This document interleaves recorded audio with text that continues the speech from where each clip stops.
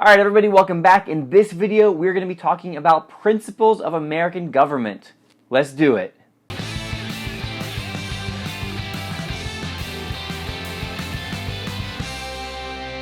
Alright, so this video is all about the national government.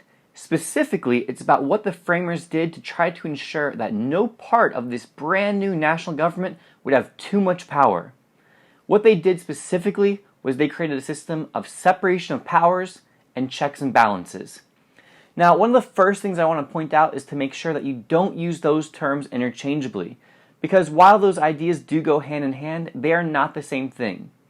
Separation of powers, on one hand, is the idea that each branch of government is assigned a specific job or jobs, and those are jobs that are different than the other branches get.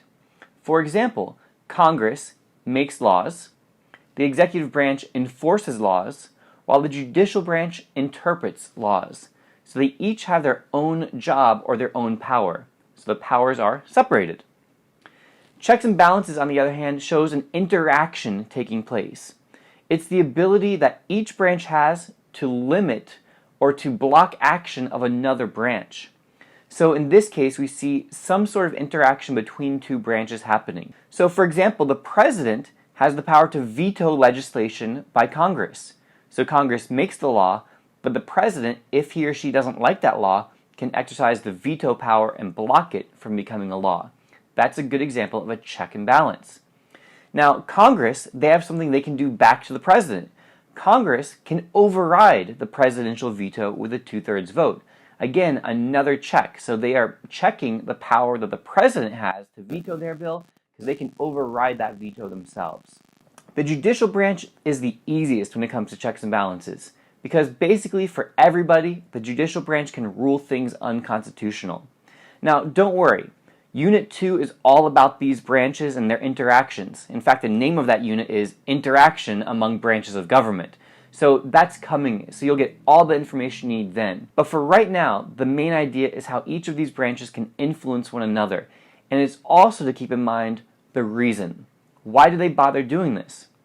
The idea was to ensure that no one branch, no one person, no one part of government could have too much power. So this was an attempt to protect the rights of individuals. And remember that vocab word in the very first video, limited government?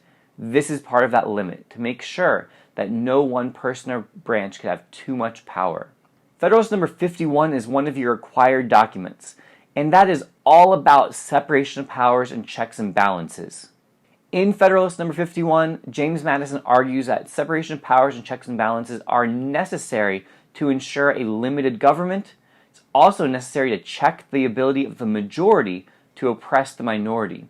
Now, for all the information and all the details on Federalist number 51, make sure you check out that video. You know I have you prepared for that. Alright guys, so until next time, this has been a La Money production.